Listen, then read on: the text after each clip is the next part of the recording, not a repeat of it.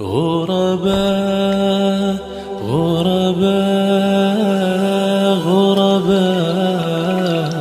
غرباء غرباء غرباء غرباء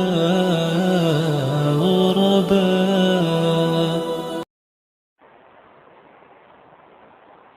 ہر قسم کی تعریفات اللہ مالک الملک کے لیے ہیں، جنہوں نے جنات اور انسان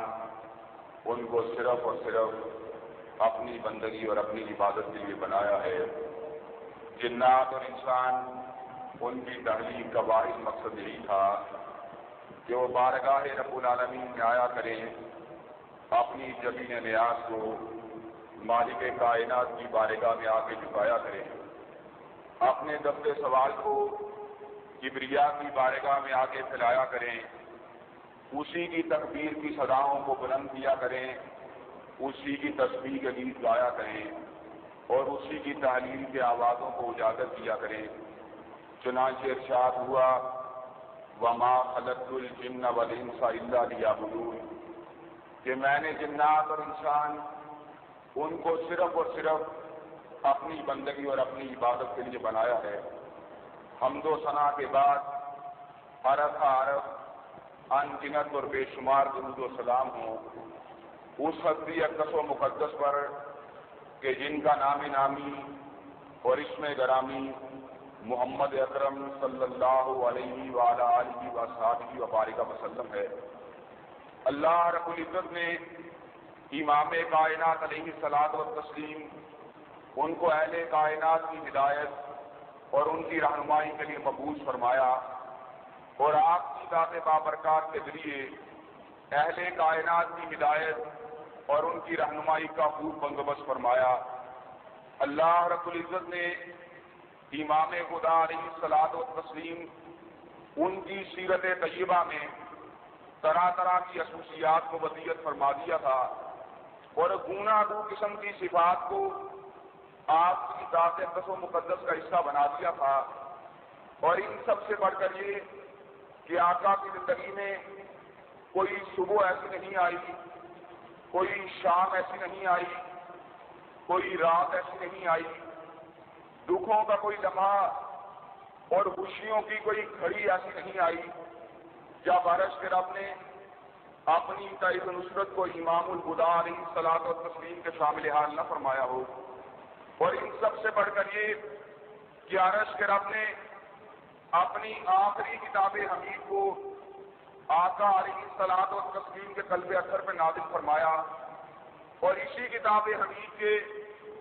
ایک اہم مضمون کے حوالے سے میں اپنی کچھ گزارشات کو گزشتہ کئی خطبات جمعہ سے آپ کے سامنے رکھنے کی کوشش کر رہا ہوں۔ جو گزارشات میں آپ حضرات کے سامنے رکھنے کی کوشش کر رہا ہوں ان کا تعلق اس چیز سے ہے کہ عرش کے رب نے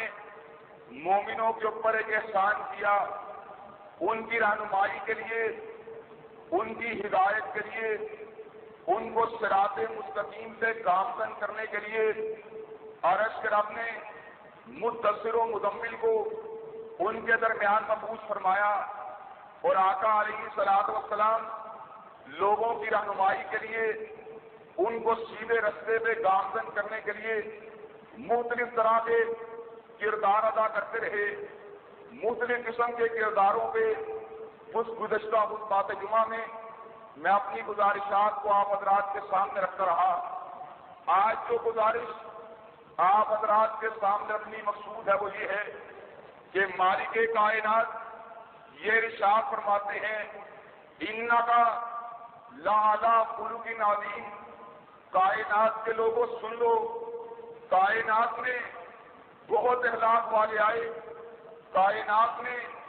بہت آداب رکھنے والے آئے، کائنات میں بہت ایتھکس کے نمبردار آئے، اخلاقیات کا پرچار کرنے والے آئے، اخلاقیات کی مثالیں پیش کرنے والے آئے، لیکن ساری کائنات جمع ہو جائے مدثر و مزمل کے خلق عظیم کا مقابلہ نہیں کر سکتی۔ اور آقا علیہ الصلوۃ والسلام نے خود اپنے بارے میں یہ ارشاد فرمایا تھا انما بعثت لاتمم مکارم الاخلاق، کائنات کے لوگوں سن لو، مالک کائنات نے مجھ کو اخلاق حسنہ کی تکمیل کے لیے، اخلاق کی بلندیوں کے اوپر فائز ہونے کے لیے بھیجا ہے۔ اور اگر آپ آقا علیہ الصلوۃ والسلام ان کی سیرت طیبہ کا مطالعہ کریں تو انسانی کردار میں، انسانی شخصیت میں جتنی خوبیاں ہو سکتی ہیں وہ مالک کائنات نے آقا علیہ الصلوۃ والسلام کی ذات کے اندر جمع کر دی تھی۔ آقا علیہ الصلوۃ والسلام بیک وقت کائنات کے صحیح ترین انسان بھی تھے، آپ مجسمہ شرم و حیا بھی تھے، آپ صاحب عدل و احسان بھی تھے، آپ پیکر شجاعت بھی تھے، آپ لوگوں کے حق ادا کرنے والے بھی تھے۔ ضرورت اس امر کی ہے کہ آقا علیہ الصلوۃ والسلام ان کی زندگی اور ان کے اخلاق کے ہر پہلو کو سمجھا جائے۔ تو اس ضمن میں جو پہلو سب سے پہلے میں آپ حضرات کے سامنے رکھنا چاہتا ہوں وہ پہلو یہ ہے کہ آقا علیہ الصلوۃ والسلام آپ نے صحابت کی ایسی مثالوں کو قائم کیا، آپ نے فرادلی کی ایسی مثالوں کو قائم کیا کہ کائنات کے اندر آپ سے بڑا فرادل کوئی نہیں گزرا۔ مالک کائنات نے آقا تو بڑی دور کی بات ہے، آقا کے اصحاب کے بارے میں یہ بات کہی تھی، وَيُؤْثِرُونَ عَلَىٰ أَنفُسِهِمْ وَلَوْ كَانَ بِهِمْ خَصَاصَةٌ۔ او کائنات کے لوگوں سن لو، مدثر و مزمل کی بارگاہ میں بیٹھنے والوں کا عالم یہ ہے، یؤثرون علی انفسہم ولو کان بہم خصاصہ، یہ اپنے نفس کے اوپر ایثار کرتے ہیں، لوگوں کے اوپر ایسے عالم میں صدقہ کرتے ہیں، لوگوں کو ایسے عالم میں دیتے ہیں کہ اپنے گھر میں کچھ کھانے کے لیے نہیں ہوتا، لیکن ان اصحاب کا عالم یہ ہے کہ ان کی خواہش یہ ہوتی ہے خود بھوکے رہیں لیکن لوگوں کے پیٹوں کو بھر دیا جائے۔ ام المومنین صدیقہ کائنات سلام اللہ علیہ راوی ہیں، کئی مرتبہ مال غنیمت آتا، اتنا مال آتا، اتنا مال آتا، ذہن مسجد مدینہ کے اندر مال و اسباب کے ڈھیر لگ جاتے، ہم کئی دن سے فاقہ کر رہے ہوتے، ہمارے ذہن میں یہ خیال آتا آج مال و متاع آیا ہے، آج مدینہ کے گھر گھر میں چراغ جلیں گے، آج مدینہ کے گھر گھر میں چولہا جلے گا، جب سب لوگوں کے گھر میں کھانا پکے گا تو کائنات کے امام کے گھر کے اندر بھی کھانا پکے گا۔ لیکن ام المومنین راوی ہیں، آقا علیہ الصلوۃ والسلام مال و اسباب کو لٹاتے جاتے، جب دن ڈھل جاتا، شام پڑ جاتی، اپنی چادر کو چھاڑتے ہوئے گھر کے اندر آتے، امہات المومنین دیکھتی آقا کے ہاتھوں کے اندر کوئی چیز موجود نہیں، کہتی آقا آج تو مدینہ کے گھر گھر میں کھانے پک رہے، آج بھی ہمارے گھر کے اندر بھوک رہے گی۔ تو آقا جواب میں کہتے ضرورت مند آیا، نیت تو یہ تھی کہ اپنے گھر کا بھی چولہا جل جائے، لیکن اس شخص کی ضرورت کو دیکھ کر محمد علیہ الصلوۃ والسلام سے برداشت نہیں ہو سکا کہ اپنے گھر والوں کے لیے بچا لے، محتاج کو واپس پلٹا دے۔ اور آقا علیہ الصلوۃ والسلام ایسے صدقے کی تبلیغ کرتے رہے، ایسے صدقے کی دعوت دیتے رہے جس کے اندر احسان کا شائبہ بھی نہ ہو، جس میں جتلانے کا گمان بھی نہ ہو، جو فقط رضائے الہی کے لیے ہو۔ ارشاد ہوا قول معروف و مغفرۃ خیر من صدقۃ یتبعها اذى واللہ غنی حلیم۔ اللہ مالک الملک ارشاد فرماتے ہیں، اے لوگوں، وہ صدقہ جس کے پیچھے جتلایا جائے، پیچھے احسان چڑھایا جائے اس صدقے سے بہتر یہ ہے تم لوگوں سے اچھے طریقے سے بات کر لیا کرو، لوگوں کے لیے دعائیں مغفرت کر لیا کرو۔ آقا علیہ الصلوۃ والسلام کلام حمید کی آیات پڑھ پڑھ کر لوگوں کو یہ بات سمجھاتے رہے کہ یہ مال و دولت اور یہ اسباب اس کے ذریعے جہنم کو بھی جمع کیا جا سکتا، اس کے ذریعے جنت کو بھی جمع کیا جا سکتا۔ کہا وہ لوگ جو سونے اور چاندی کو جمع کرتے ہیں اور مالک کائنات کی بارگاہ میں خرچ نہیں کرتے، قیامت کا دن آنے والا ہے، فَتُقْوَى بِهَا جِبَاهُهُمْ وَجُنُوبُهُمْ وَظُهُورُهُمْ هَذَا مَا كَنَزْتُمْ لِأَنفُسِكُمْ فَذُوقُوا مَا كُنتُمْ تَكْنِزُونَ۔ اور کائنات کے لوگوں سن لو، وہ صدقہ، وہ مال جس میں سے صدقے کو ادا نہیں کیا گیا، مالک کائنات کل اس مال سے تمہاری پیشانیوں کو داغیں گے، تمہاری کمروں کو داغیں گے، تمہارے دائیں ہاتھ کو داغیں گے، تمہارے بائیں پہلو کو داغیں گے۔ اس مال کے ذریعے مالک کائنات کی رضا کو حاصل کر لو۔ اور پھر اس بارے میں وضاحتیں بھی کر دی گئیں کہ کتنا صدقہ کرنا چاہیے،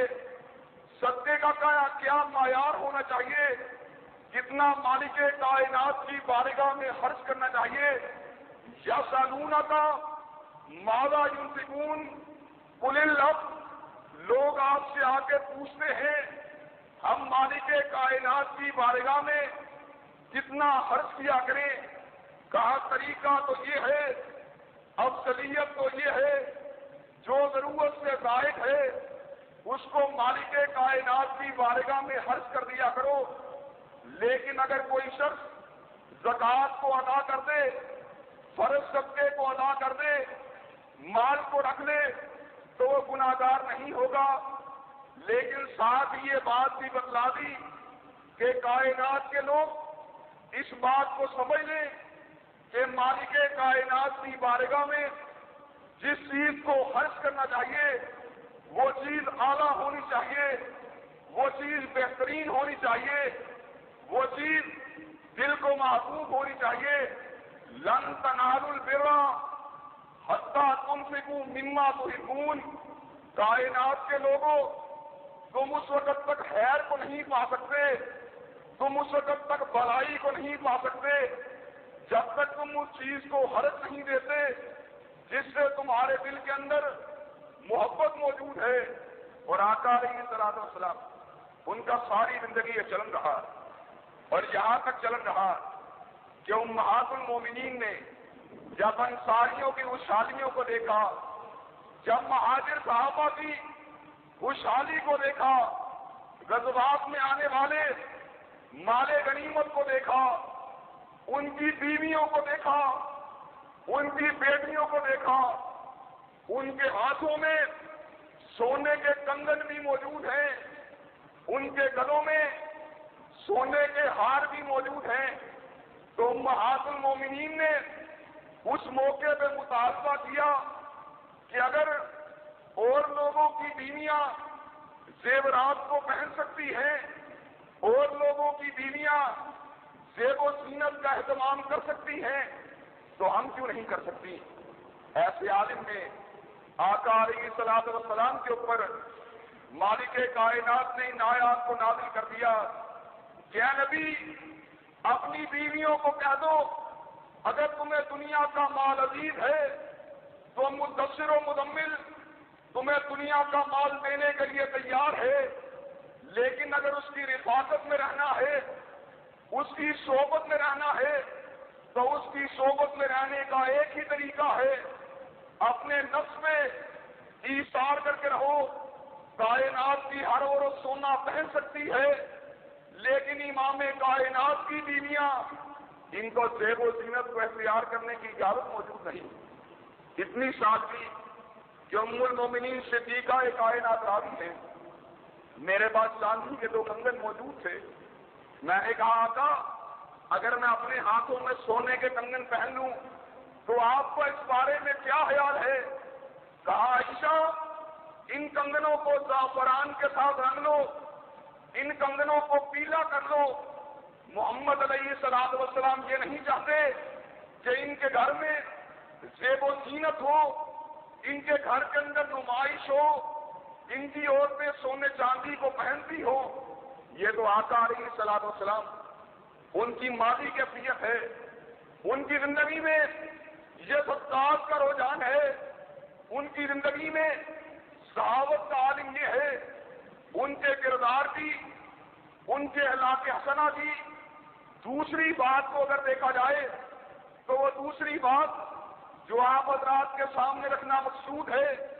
وہ آقا علیہ الصلوۃ والسلام کی شرم و حیا ہے۔ کائنات میں بہت شرم و حیا والے پیدا ہوئے،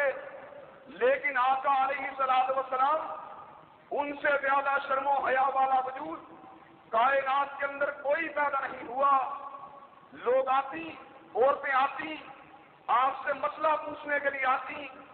آپ سے اسلام قبول کرنے کے لیے آتی۔ آقا علیہ الصلوۃ والسلام کائنات کی تمام مسلمان اور مومن عورتوں کے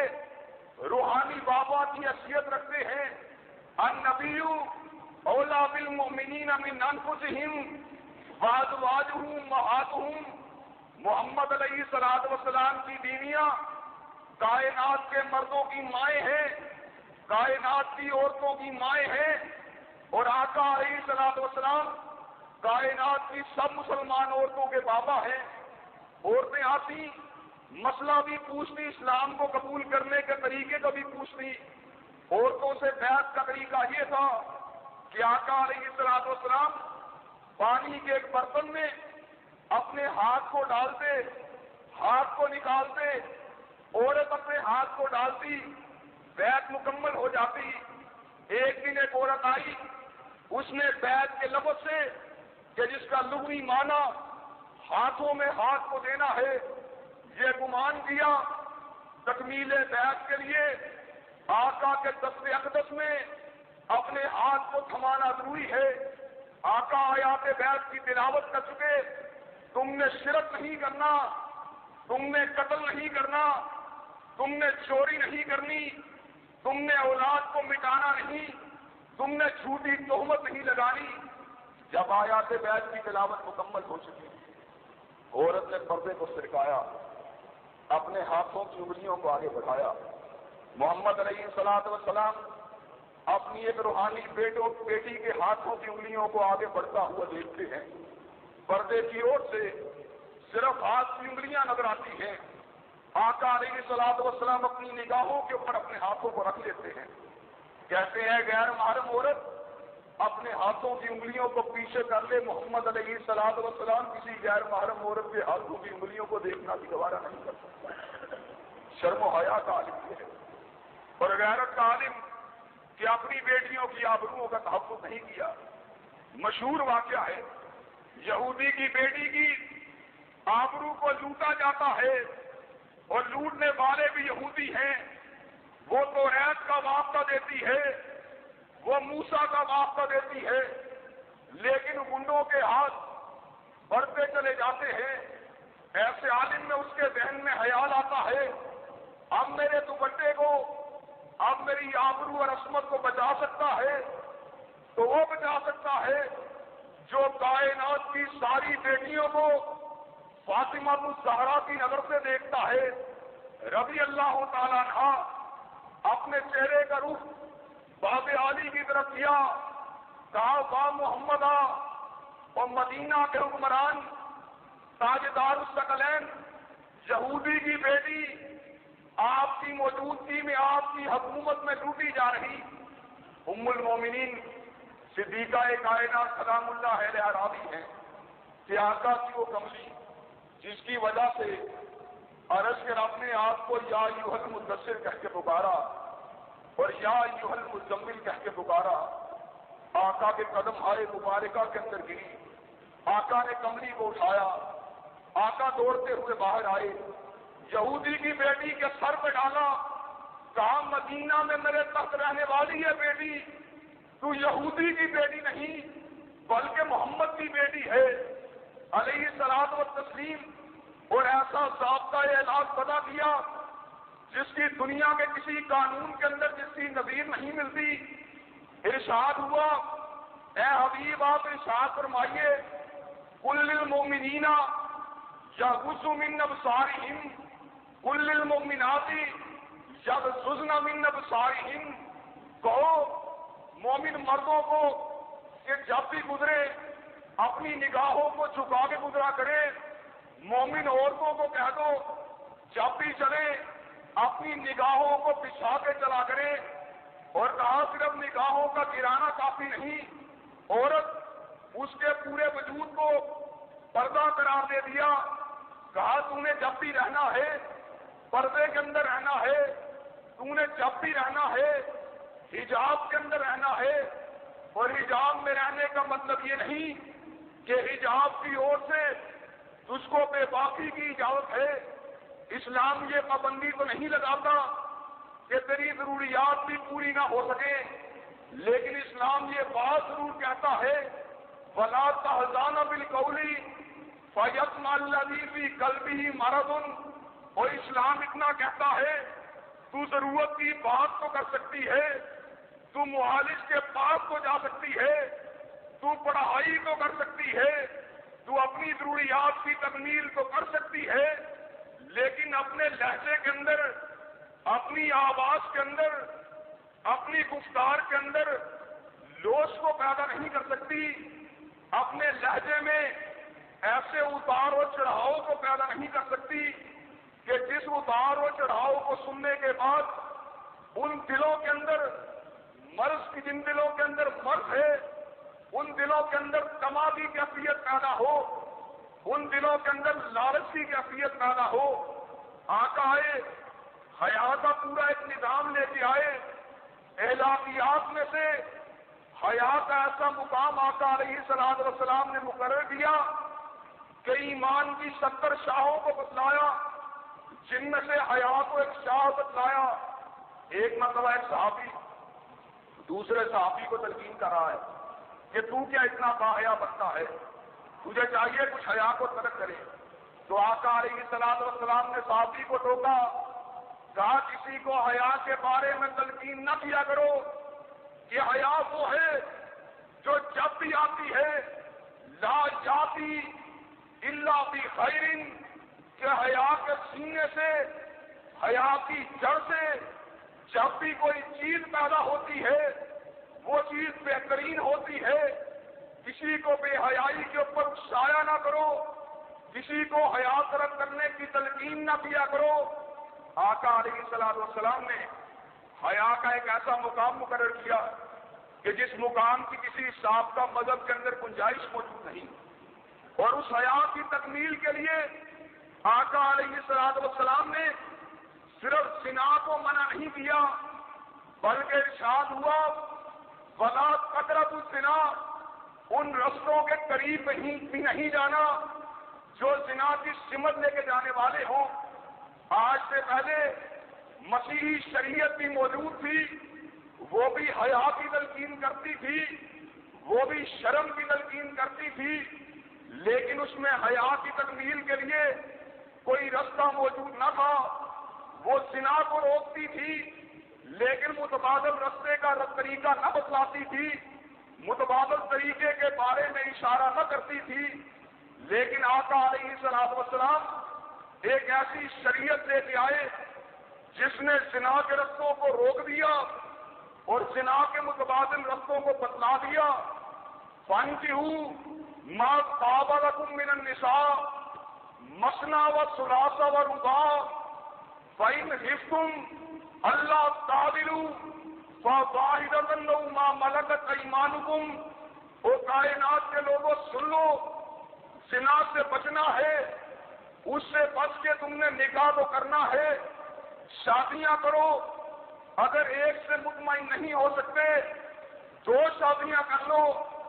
اگر 2 شادیاں بھی تمہارے کردار کی حفاظت نہیں کر سکتی 3 شادیاں کرو. اگر 3 شادیوں کے بعد بھی خطرہ موجود ہے, پاک دامنی کے اوپر دبا لگنے کے احتمالات موجود ہیں, 4 شادیاں کرو. اس کے بعد بھی اگر خطرہ موجود ہے تم کو لونڈیاں رکھنے کی اجازت ہے، لیکن تم کو اسلام کبھی زنا کرنے کی اجازت نہیں دے سکتا، تم کو بے حیائی کے رستوں پر چلنے کی اجازت نہیں مل سکتی۔ آقا ایسا نظام لے کے آئے کہ جس نظام نے حیا کے راستوں کو، نکاح کے راستوں کو انتہائی آسان کر دیا۔ اس میں نہ طبقاتی تقسیم رہی، نہ ذات پات کا فرق رہا، اس میں ایک چیز کو بنیاد بنایا، وہ چیز عقیدہ توحید تھی، وہ چیز عمل صالح تھی۔ ارشاد ہوا وَانكِحُوا الْأَيَامَ مِنكُمْ وَالصَّالِحِينَ مِنْ عِبَادِكُمْ وَإِمَائِكُمْ إِنْ يَكُونُوا فُقَرَاءَ يُغْنِيهِمُ اللَّهُ مِنْ فَضْلِهِ۔ کہا برائی سے بچنے کے لیے نکاح کرو، اور نکاح کے اندر نہ لڑکے کے اسٹیٹس کو دیکھو، نہ اس کے حسب کو دیکھو، نہ اس کے نسب کو دیکھو،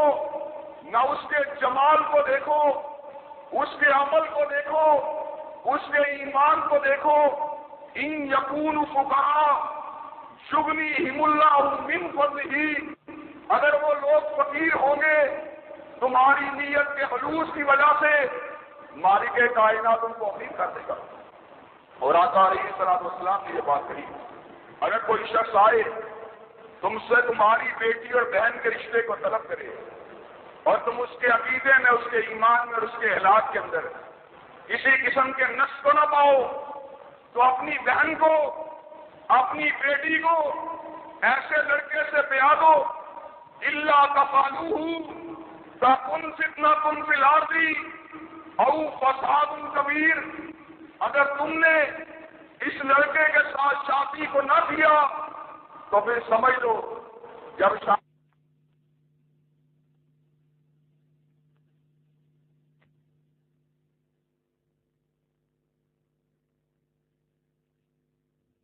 کو پیسے میں آئے کہ ان کے پاس اپنی بیٹی کو دینے کے لیے جہیز موجود نہیں، رقم موجود نہیں، اور بیٹیاں ان کے بالوں کے اندر چاندی نمودار ہو جاتی ہیں، ان کے رشتے نہیں ہوتے۔ ادارہ حقیقت ساری کی ساری باتیں اس لیے ہیں کہ ہم نے پیغمبر اسلام کے اخلاق کو چھوڑا ہے، ہم نے پیغمبر اسلام کے اسوے کو چھوڑا ہے، ہم نے نکاح کا مقصد اپنے جاہ کو بنایا، ہم نے نکاح کا مقصد اپنے اسٹیٹس کے اظہار کو بنایا، ہم نے نکاح کا مقصد اپنی کر و فر کو بنایا، نکاح کا مقصد کریکٹر کو بلڈ کرنا تھا، نکاح کا مقصد برائی کے دروازوں کو بند کرنا تھا، نکاح کا مقصد حیا کو فروغ دینا تھا، نکاح کا مقصد مسلم امت کے اندر اضافہ کرنا تھا۔ لیکن ہم نے ہر اس مقصد کو اور ہر اس مشن کو الٹا اور پلٹا کے رکھ دیا جس کو آقا علیہ الصلوۃ والسلام لے کے آئے۔ یہ تو آقا علیہ الصلوۃ والسلام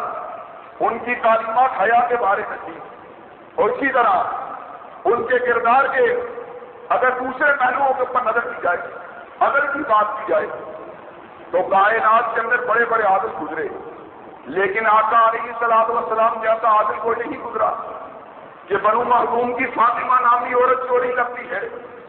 اور اسامہ ابن زید سے بارش لے کے آتے ہیں۔ یہ بنو مخزوم کی بڑی معذب عورت ہے، اگر اس کے ہاتھ کو کاٹا گیا ان کی ناؤ کٹ جائے گی، بنو مخزوم کے لوگ ذلیل و رسوا ہو جائیں گے۔ آقا علیہ الصلوۃ والسلام نے اسامہ ابن زید کی بات سنی، کہا سابقہ قوموں کے اوپر اسی لیے عذاب آیا، وہ غریبوں کو فدا دیتے، امیروں کو چھوڑ دیتے، لیکن آج محمد علیہ الصلوۃ والسلام عدل کی نئی بنیادوں کو کھڑا کرتا ہے۔ لو ان فاطمہ بنت محمد سرقت لقطعت یدہا۔ کائنات کے لوگ جانتے ہیں فاطمہ جنت کی عورتوں کی سردار ہے، کائنات کے لوگوں کو معلوم ہے وہ علی کی رفیقہ حیات ہے، وہ حسنین کی مادر محترم ہے، وہ کامل عورت خدیجہ کی بیٹی ہے، لیکن محمد علیہ الصلوۃ والسلام کا اعلان یہ ہے اگر محمد کا قلب اثر ہو، خدیجہ کا لمحہ جگر ہو، علی کا نور نظر ہو، حسنین کی مادر محترم ہو سیدۃ النساء اہل الجنہ فاطمہ بھی اگر چوری کرے تو محمد اس کے بھی ہاتھ کاٹ ڈالے گا. اور ساتھ یہ بھی کہہ دیا کہ ہم صرف عدل کی بات نہیں کرتے، ہم عدل کے ساتھ احسان کی بات بھی کرتے ہیں. ان اللہ یامر بالعدل والاحسان، کہ ہم موسیٰ کی مانند صرف عدل پہ زور نہیں دیتے، ہم عیسیٰ کی مانند صرف احسان پہ زور نہیں دیتے. ہم یہ بات کہتے ہیں عدل وہ ایک حقیقی بات ہے، عدل کے اوپر کوئی اعتراض نہیں کر سکتا، لیکن کوئی احسان کرنا چاہے، کسی کو معاف کرنا چاہے، اس کو اس کی بھرپور اجازت موجود ہے. یا ایھا الذین آمنوا کتب علیکم القصاص بالقتل الحر بالحر والعبد بالعبد والانثى بالانثى. ہم نے قتل کے اندر قصاص کو مقرر کر دیا، مرد کے بدلے مرد کو مارا جائے،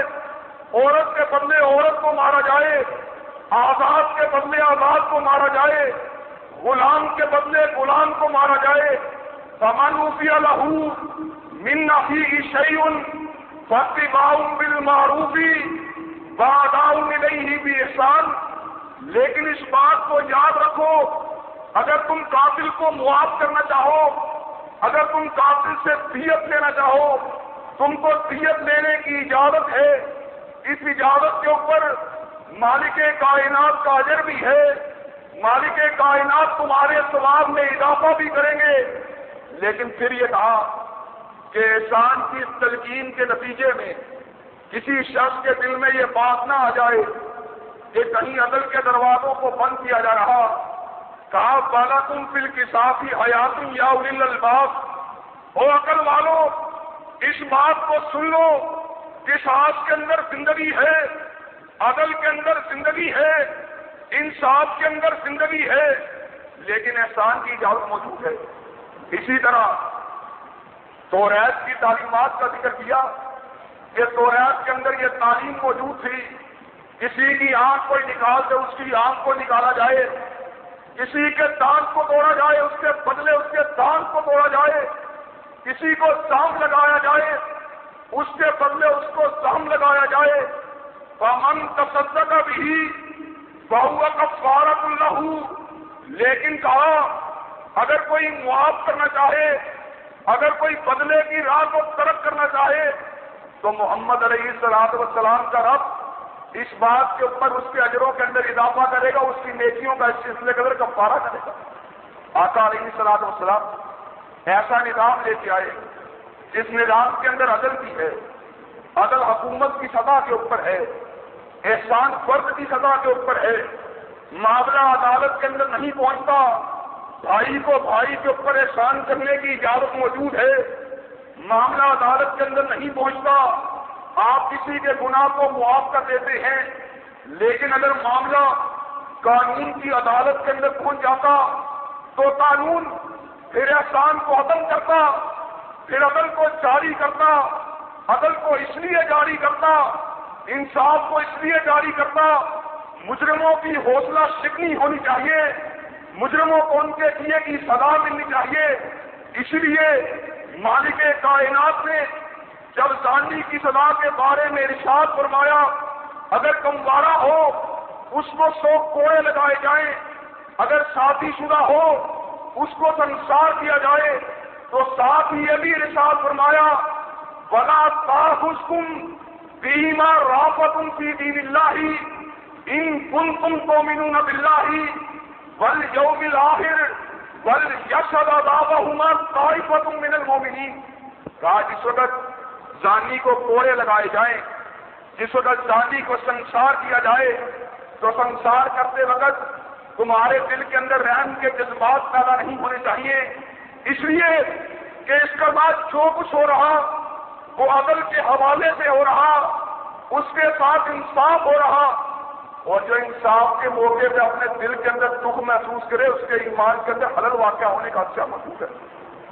اور اسلام میں جتنی بھی سزائیں ہیں وہ عدل کے اوپر مبنی ہیں، اور ان کا مقصد کسی کے ہاتھوں کو کاٹنا اور کسی کے وجود کو دنیا سے بیچنا نہیں، بلکہ یہ خدائیں آپ کو تمثیلاً یہ بات عرض کرنا چاہتا ہوں، ایک کپڑا ہے جب وہ میلا ہو جاتا ہے، جب اس کے اوپر داغ لگ جاتا ہے، اس کو دھوبی کے پاس بھیجا جاتا ہے، دھوبی کپڑے کو زمین کے اوپر رکھتا ہے، اس کے بعد استعمال کے لیے لکڑی کی ایک چھڑی سی موجود ہوتی ہے، وہ اس کو اس کپڑے کے اوپر مارتا ہے، کبھی اس کو الٹاتا ہے، کبھی اس کو پلٹاتا ہے، جہاں تک کہ کپڑے کے اندر سے ساری میل نکل جاتی ہے، کپڑا اس قابل ہو جاتا ہے انسان اس کو اپنے وجود کے اوپر پہن سکے۔ بائن ہی اسی طرح زنا انسان کو ناپاک کر دیتا ہے،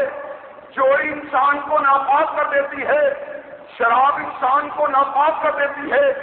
جس وقت یہ کوڑے لگتے ہیں، جس وقت یہ پتھر اس کے وجود کے اوپر گرتے ہیں، اس کو لگتے ہیں، اس کے وجود کو طاہر کرتے ہیں، اس کے وجود کو صاف کرتے ہیں، اس کی آنکھوں سے جو دھندلاہٹ آ جاتی ہے، اس کے دماغ کے اوپر جو گلاب پڑ جاتا ہے،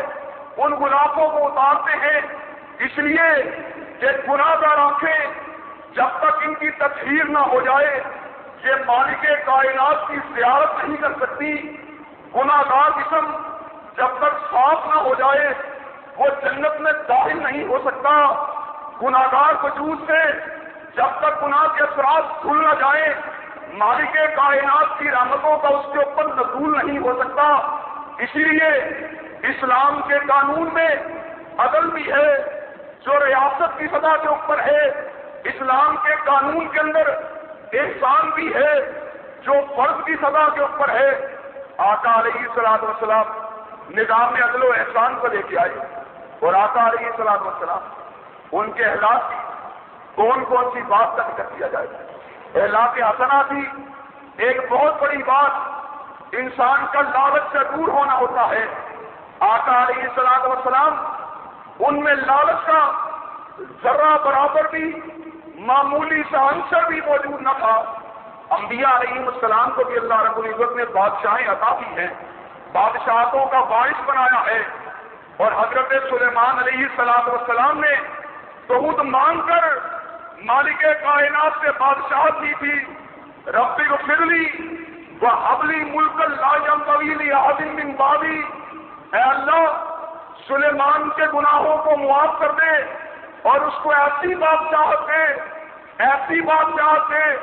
جو اس کے بعد کسی اور کے نصیبے میں نہ آئے۔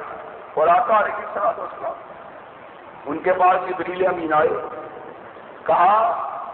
اے سید الاولین والآخرین، اگر آپ حکم کریں تو مکہ کے انگریزوں کو سونا بنا دیا جائے۔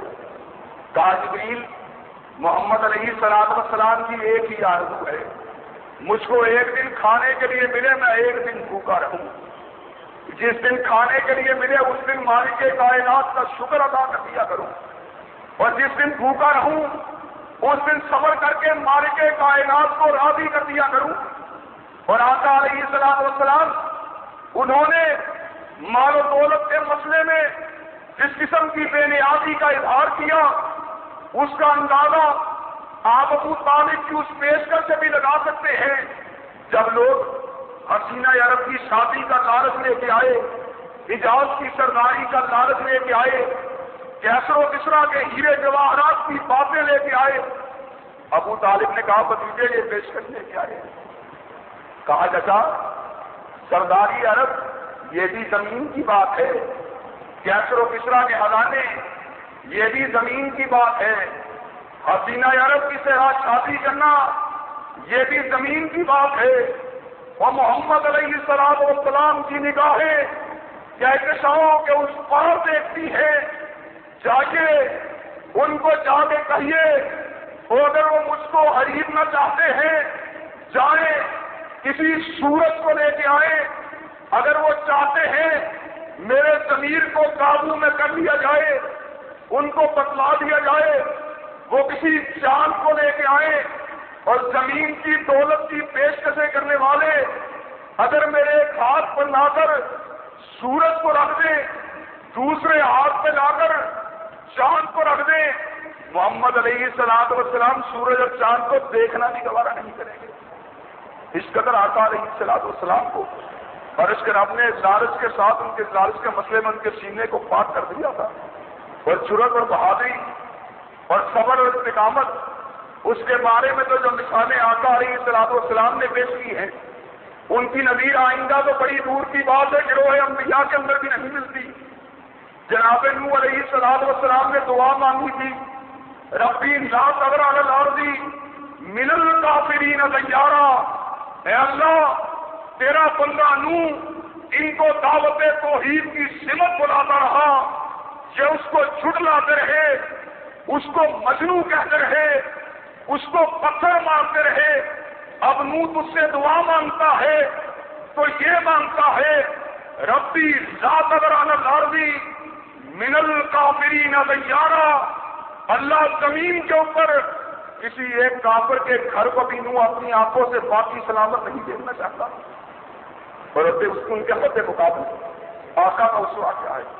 جب مارا گیا طائف کے اندر اتنا مارا گیا کہ آقا کے لہو کی وجہ سے آپ کے پاؤں آپ کے جوتوں کے ساتھ چپک جاتے ہیں، باغ کے اندر پناہ لیتے ہیں، اور جبریل امین آتے ہیں، ملک الجبال ساتھ ہے، پہاڑوں کا فرشتہ ساتھ ہے۔ کیا کہتا ہے؟ جبریل نے کہا ملک الجبال کا سلام قبول ہو، پہاڑوں کا فرشتہ یہ بات کہتا ہے طائف کی اس وادی کو دو پہاڑوں کے درمیان پیس کے رکھ دیا جائے۔ آقا جواب میں کیا کہتے ہیں؟ ربی لا تذر علی الارض من الکافرین دیارا، نہیں کہا اللہم اہد قومی فانہم لا یعلمون، اے اللہ میری قوم کے لوگوں کو ہدایت دے دے، یہ مجھ کو پہچانتے ہی نہیں۔ اور لوگ تو بات کرتے ہیں عیسیٰ علیہ السلام کی دشمنوں سے محبت کے بارے میں، لیکن وہ شخص جس نے اپنے پیروں سے گرتا ہوا لہو دیکھ کر، جس نے اپنے وجود سے ابلتا ہوا لہو دیکھ کر، جس نے جبریل کی آمد کے باوجود، جس نے ملک الجبال کی پیشکش کے باوجود اپنی قوم کے لوگوں کے لیے عذاب کی دعا نہیں مانگی، اپنے دشمنوں کے لیے عذاب کی دعا نہیں مانگی، ہاتھوں کو اٹھایا تو یہ کہہ کے اٹھایا تھا اللہم اہد قومی فانہم لا یعلمون، اللہ میری قوم کے لوگوں کو ہدایت دے دے، یہ مجھ کو پہچانتے ہی نہیں۔ ان کے جس کی سیلاب کی بات کی جائے، ساری زندگی اپنے دشمنوں کے بارے میں کیا طرز عمل رہا۔ میں نے گزشتہ جمعہ کے اندر یہ بات بیان کی تھی کہ وہ شخص جو آقا کو یہ بات کہتا والا یغنی جنرل آزو من العدل، ہم عزت والے ہیں، اور نعوذ باللہ من ذالک محمد علیہ السلام کے پاس عزت موجود نہیں،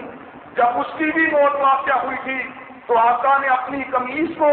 اس کے وجود کے اوپر ڈال دیا تھا، اپنے لعاب دہن کو اس کے گلے کے اندر ڈال دیا تھا۔ فاروق اعظم نے کہا تھا آقا یہ کیا کرتے ہیں؟ منافق کی نماز جنازہ کو پڑھاتے ہیں۔ کہا فاروق اگر میری دعائیں مغفرت سے اس کے گناہ معاف ہو جائے تو مجھ کو کیا فرق پڑتا ہے؟ مالک کائنات نے کہا تھا محمد علیہ السلام کو استغفر لہم او لا تستغفر لہم ان تستغفر لہم 70 مرۃ فلن یغفر اللہ لہم، اور 70 مرتبہ بھی دعائیں مغفرت کرو۔ عبداللہ ابن ابی نے جو آپ کے بارے میں شکاوت کا اظہار کیا میں اس کو معاف نہیں کر سکتا، تو آقا نے آپ کے عالم نے کہا تھا اگر مجھ کو یہ بات معلوم ہو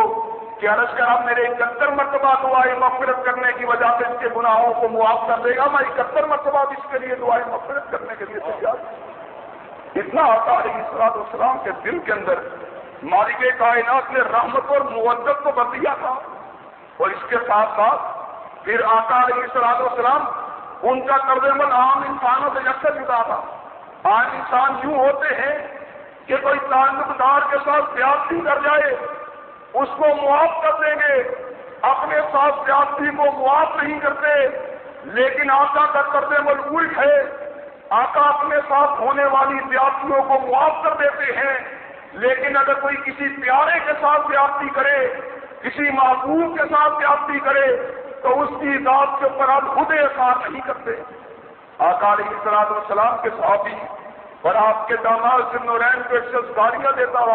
اس کی موت واقع ہو جاتی ہے، اس کے جنازے کو آپ کے سامنے لایا گیا۔ آقا علیہ السلام نے کہا اس کے جنازے کو لے جاؤ، یہ میرے عثمان کو برا کہتا تھا۔ اپنے آپ کو برا کہنے والے کو جنازے کو پڑھانے کے لیے تیار، 71 مرتبہ دعائیں مغفرت کرنے کے لیے تیار،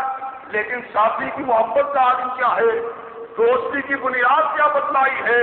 کہ اعلیٰ رتبہ بھی ہے، افضل بھی ہے، برتر بھی ہے، اونچے منصب کے اوپر بھی ہے، نبی بھی ہے، قائد الاولین والآخرین بھی ہے، لیکن ساتھی کی دلجوئی کا عالم کیا ہے؟ جب تک ساتھی معاف نہ کرے خود اس کو معاف کرنے کے اوپر ہمارا وہ تیار نہیں۔ آقا علیہ الصلوۃ والسلام ان کے کس کس اعلاق عالیہ کے کس کس وصف کا ذکر کیا جائے کہ آقا علیہ الصلوۃ والسلام نے جو حقوق انسانوں کے متعین کیے، کائنات کے اندر اس حق کی کوئی مثال نہیں ملتی۔ والدین کے حقوق بتلائے،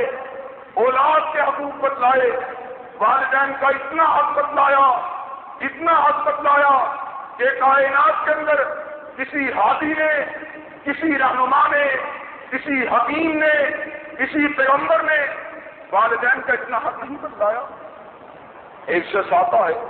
اپنے والد کے ساتھ ناراض ہے، کوئی مال کا جھگڑا ہے، کہا تو بھی اپنے باپ کا ہے، تیرا مال بھی اپنے باپ کا ہے۔ ماں کا اتنا درجہ بتلایا، اتنا درجہ بتلایا، کہا جنت جس نے حاصل کرنی ہو وہ ماں کے قدموں کے نیچے جنت کو تلاش کیا کرے۔ ایک صحابی ہے، اس کی ماں ضعیف ہے، بوڑھی ہے، وہ جہاد کے اوپر جانا چاہتا ہے، کہا تو اپنی ماں کی خدمت کر، اس کو اس کے اندر ہی جہاد کا ثواب ہے۔ ایسے کرنی ساری زندگی آقا علیہ الصلوۃ والسلام کے روح انور کو دیکھنے کے لیے تڑپتے رہے۔ اتنے برگزیدہ ہستی ہیں کہ آقا نے ارشاد فرمایا ہے جو اب ایسے کرنی کو ملے اس سے دعا کروایا کرے کہ مالک کائنات اب ایسے کرنی کی دعا کو رد نہیں کرتے۔ لیکن اب ایسے کرنی کی ایک بڑھیا ماں ہے، ان کا دل کرتا ہے، پیغام رسانی کرتے ہیں، آقا کے پاس کئی مرتبہ پیغام بھیجتے ہیں، آقا آپ کی زیارت کے لیے آنا چاہتا ہوں، اور کائنات کی 1000 مائیں ہوں ان کو رحمت للعالمین کے جوتے کے اوپر نثار دیا جا سکتا ہے۔ لیکن آقا علیہ الصلوۃ والسلام ماں کی کتنی خدمت کی تلقین کرتے ہیں۔ کہا اویس تم مجھ کو دیکھنا چاہتا ہے، وہ جنت کے دروازوں کے اوپر تیری میری ملاقات ہو جائے گی، لیکن بڑھیا ماں کو چھوڑ کے نہیں آنا۔ ماں کا اتنا حق بتلایا، ماں کا اتنا حق بتلایا، اور جہاں تک بات کہی کہ کسی کو اس بات کی اجازت موجود نہیں اپنے ماں اور باپ کے سامنے اپنے کندھے کو بلند کیا کرے، کہا کسی کو اس چیز کی اجازت موجود نہیں کہ ماں اور باپ کے سامنے اف کیا کرے، اور کہا ماں مشرکہ ہو، ہدایت سے بھٹکی ہوئی ہو، اس کا رستہ گم ہو چکا ہو، پھر بھی تم کو اس کی گستاخی کرنے کی اجازت نہیں۔ اتنے حقوق بتلائے۔ لوگ کیا بات کرتے ہیں، اعلاقیات کے جتنے بھی علمبردار جمع ہو جائیں، قسم ہے کبریائی کی وہ محمد انور علیہ الصلوۃ والسلام کا مقابلہ نہیں کر سکتے، جو انہوں نے سچ کہا تھا انما بعثت لاتمم مکارم الاخلاق۔ اور اس دور کے اندر جس دور میں آقا علیہ الصلوۃ والسلام کی بات ہوتی ہے، اس کا کلچر کیا تھا، اس دور کا تمدن کیا تھا، اس دور کے اندر بیٹیوں کو جلا دیا جاتا تھا، اور وہ مؤودہ اس کو بغیر جرم کے زمین کے اندر دفن کیا جاتا تھا۔ آقا علیہ الصلوۃ والسلام کے پاس ایک صحابی آتا ہے جس نے زمانہ جاہلیت میں اپنی ایک بیٹی کو زمین کے اندر گاڑا تھا۔ آقا علیہ الصلوۃ والسلام کو اس کی کیفیت بتلاتا ہے، کہا میری بیوی نے میری بیٹی کو مجھ سے چھپا لیا، لیکن مجھ کو علم ہو گیا اس نے اس کو بچایا ہے، تو اس کو ویرانے کے اندر لے گیا۔ جب میں نے مٹی کو کھودا اور مجھ سے پوچھتی رہی بابا کیا بات ہے، بابا کیا بات ہے، میں نے اس کو زمین کے اندر دفن کیا، وہ پھر بھی چلاتی رہی بابا بابا، میں نے اس کی آواز کی پرواہ نہیں کی، میں نے اس کے اوپر مٹی کو ڈال دیا۔ رؤوف الرحیم نے اس بات کو سنا، رؤوف الرحیم کی آنکھوں سے آنسوؤں کی جھڑیاں لگ جاتی ہیں۔ آقا علیہ الصلوۃ والسلام رونا شروع کر دیتے ہیں۔ وہ جس نے عورت اور بیٹی کے مقام کو اتنا بلند کیا، اتنا بلند کیا کہ اس نے الفاظ کہے، جس نے ایک بیٹی کی تربیت کی، اس کو صحیح معنوں میں پالا پوسا، اس کے اخلاقیات کو سنبھالا، اس کی صحیح مقام کے اوپر شادی کی، اس کی صحیح طرح کی حفاظت کی، وہ قیامت کے دن میرے ساتھ اس طرح ہوں گے جس طرح میری یہ دو انگلیاں ہیں۔ اتنی تعلیمات آقا علیہ الصلوۃ والسلام کی اعلیٰ اور عرفہ ہے۔ یہ صحیح معنوں میں یہ مالک کائنات نے کہا وَإِنَّكَ لَعَلَىٰ خُلُقٍ عَظِيمٍ، کائنات میں کسی شخص کا اخلاق تیرے اخلاق کی عظمت کا مقابلہ نہیں کر سکتا۔ کائنات میں کسی شخص کا کردار تیرے کردار کی عظمت کا مقابلہ نہیں کر سکتا. کائنات میں کسی کی گفتار تیری گفتار جیسی نہیں. کائنات میں کسی کی رفتار تیری رفتار جیسی نہیں. کائنات میں کسی کی چال تیری چال جیسی نہیں. کائنات میں کسی کی ڈھال تیری ڈھال جیسی نہیں. کائنات میں کسی کا انداز تیرے انداز جیسا نہیں. کائنات میں کسی کا اسوہ تیرے اسوہ جیسا نہیں. کائنات میں کسی کی سیرت تیری سیرت جیسی نہیں. اور جو اس بات سے محبت کرتا ہے کہ مالک کائنات سے وہ محبت کرتا ہے، اس کو چاہیے تیرے طرز عمل کے اوپر چلا کرے. یحببکم اللہ، مالک کائنات وہ اس سے محبت کرنے لگے گا. آقا علیہ الصلوۃ والسلام جن اعلیٰ اخلاقی تعلیمات کو لے کے آئے، ان اخلاقی تعلیمات کا احاطہ ایک آدھ لیکچر کے اندر، ایک آدھ درس کے اندر کرنا ممکن نہیں. انشاءاللہ العزیز آئندہ خطبہ جمعہ بھی حقوق کے حوالے سے کہ آقا نے والدین کے، بیوی بچوں کے، ہمسایوں کے، قرابت داروں کے، جانوروں کے، ملنے والوں کے، درختوں کے، بے جان مخلوق کے کیسے کیسے حق کو مقرر کیا. اور آقا علیہ الصلوۃ والسلام کس طرح کائنات کے سب سے بڑے اخلاقی، سب سے بڑے روحانی، سب سے بڑے سیاسی، سب سے بڑے معاشی اور سب سے بڑے معاشرتی رہنما بن کے آئے. انشاءاللہ العزیز اس سلسلے کی باقی گزارشات کو آئندہ خطبہ جمعہ میں آپ حضرات کے سامنے رکھنے کی کوشش کی جائے گی. اللہ مالک الملک سے دعا ہے اللہ ہم کو صحیح معنوں میں آقا علیہ الصلوۃ والسلام کے اخلاقی و صاحب کے اوپر عمل پیرا ہونے کی توفیق دے. وآخر دعوانا الحمدللہ رب العالمین. نستعینہ ونستغفرہ ونؤمن بہ ونتوکل علیہ ونعوذ باللہ من شرور انفسنا ومن سیئات اعمالنا. من يهده الله فلا مضل له ومن يضلل فلا هادي له.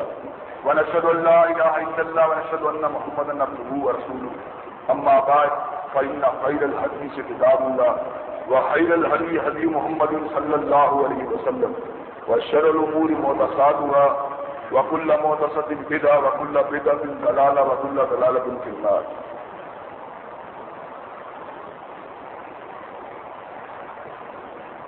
اور اس کے بعد کلام حمید میں ارشاد فرماتے ہیں وَإِنَّ لَكَ لَأَجْرًا غَيْرَ مَمْنُونٍ وَإِنَّكَ لَعَلَىٰ خُلُقٍ عَظِيمٍ. یہ قیامت کے دن مدثر و مزمل کو بہت بڑا اجر ملنے والا ہے. اور اس اجر کی بہت بڑی وجہ یہ ہے کہ کائنات کے اندر ایسا علاج کسی دوسرے شخص کے نصیبے کے اندر نہیں آیا. آقا علیہ الصلوۃ والسلام علاج کے اعتبار سے اتنے اعلیٰ اتنے افضل تھے کہ آپ کو اپنے سگے چچا سید الشہداء حضرت حمزہ رضی اللہ تعالیٰ عنہ ان سے اتنی محبت اور اتنی عقیدت تھی کہ مدت مزید تک ان کی شہادت کے غم کو اپنے سینے کے اندر محسوس کرتے رہے تھے. لیکن جس دن مکہ فتح ہوا تھا اور وحشی اور حمزہ جنہوں نے سیدنا حمزہ رضی اللہ تعالیٰ عنہ کے ساتھ بہت برا سلوک کیا تھا، ان کے وجود کو کاٹا اور پھاڑا تھا، جب وہ بھی آئے تھے تو آقا علیہ الصلوۃ والسلام نے کہا تھا لا تثریب علیکم اليوم کہ آج کے دن تم سے میں کوئی معاوضہ نہیں کرتا، آج کے دن میں تم سب کو معاف کرتا ہوں. تو کائنات کے اندر کسی نے اخلاق عالیہ کے حوالے سے کسی کی سیرت و کردار کے اوپر عمل پیرا ہونا ہو تو اس کے لیے آقا علیہ الصلوۃ والسلام سے بڑی اور اعلیٰ مثال موجود نہیں. آقا علیہ الصلوۃ والسلام کائنات کی وہ باعث ہماری شخصیت ہیں. یہ گروہ انبیاء میں بھی آپ کے اخلاق کا کوئی ثانی نہیں ملتا. ابراہیم علیہ الصلوۃ والسلام ان کے یہاں پر عشیت الہی بھی ملے گی، توحید باری کا تصور بھی ملے گا، استقامت دین بھی ملے گی، لیکن ان کے یہاں پر حکومت الہیہ کا تصور نہیں ملتا. ان کے یہاں پر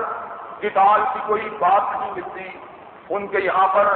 امور حکومت کو چلانے کے طریقہ ایک باکار کے بارے میں کوئی وضاحت نہیں ملتی. سیدنا موسیٰ کریم علیہ الصلوۃ والسلام ان کے یہاں پر قتال تو ملتا ہے، ان کے یہاں پر دشمنان آنے اسلام کے خلاف مارکا آرائی کا تصور تو ملتا ہے، لیکن ان کے یہاں پر اس عالمگیر رحمت للعالمین کا تصور موجود نہیں جس کو آقا علیہ الصلوۃ والسلام نے کیا ہے. عیسیٰ علیہ الصلوۃ والسلام مجسمہ رحمت و مودت بن کے آئے، لیکن ان کے یہاں پر انسان کی نجی زندگی کے لیے رہنمائی کا کوئی تصور موجود نہیں. نہ ان کی زندگی شوہر کی حیثیت سے گزری، نہ ان کی زندگی باپ کی حیثیت سے گزری، نہ وہ کسی باپ کے بیٹے تھے، نہ وہ کسی بہنا کے بھائی تھے. ان کے یہاں پر خاندانی نظام کو چلانے کے لیے کوئی ایسا عملی رول ماڈل نہیں ملتا، لیکن کائنات کا ایک ہی شخص ہے جس کی شخصیت میں مالک کائنات نے ہر خوبی کو جمع کر دیا ہے، جس کو اخلاق کے ایسے مقام کے اوپر فائز کیا ہے کہ جس سے جو شخص بھی رہنمائی حاصل کرنا چاہے اس کو پوری پوری رہنمائی ملتی ہے. سپاہ سالار ہو تو اس کو قدر و حنین و حندق کے سپاہ سالار کی شکل میں رہنمائی کامل کا اسوہ ملتا ہے. حکمران ہو اس کو تاجدار حجاز کے اسوے کی شکل میں ہر چیز نظر آتی ہے. اگر وہ صحافت کرنا چاہتا ہو تو اس کو حاتم طائی سے بڑھ کر صحیح متصر و مزمل کی شکل میں نظر آتا ہے. اگر وہ رشتے داریوں کو گزارنا چاہتا ہو، اگر وہ شور ہو اس کو حدیجہ اور عائشہ کے سرتاج کی شکل میں اسوہ ایک کامل نظر آتا ہے. اگر وہ باپ ہو تو اس کو فاطمہ کے بابا کی شکل میں محمد علیہ السلام کا طرز عمل نظر آتا ہے. اگر وہ وقت کا خطیب ہو اس کو طائف اور مکہ میں توحید باری کا واز سنانے والے خطیب الانبیاء کی شکل میں اسوہ ایک کامل نظر آتا ہے. گویا کہ زندگی کا کوئی شعبہ ایسا نہیں، زندگی کا کوئی حصہ ایسا نہیں، سوسائٹی کا کوئی فیل ایسا نہیں، اور انسان کی زندگی، نجی زندگی، معاملات، معاشرت، سیاسیات اور جہاد کے حوالے سے کوئی پہلو ایسا نہیں جس پہ آقا علیہ السلام کے اعلان کے حوالے سے، آپ کی تعلیمات کے حوالے سے پوری روشنی اور پوری وضاحت موجود نہ ہو. اللہ رب العزت ہمیں صحیح معنوں میں محسن انسانیت کے اسوے پر آپ کے اخلاق کو اوپر عمل پیرا ہونے کی توفیق دے، اور اس کے مطابق اپنے اخلاق کو بڑھ کر ہم عظیم تر اخلاق کے قریب تر ہو سکیں. اللہ رب العزت جو کہا گیا جو سنا گیا اس پہ ہم سب کو عمل پیرا ہونے کی توفیق دے. سبحان ربک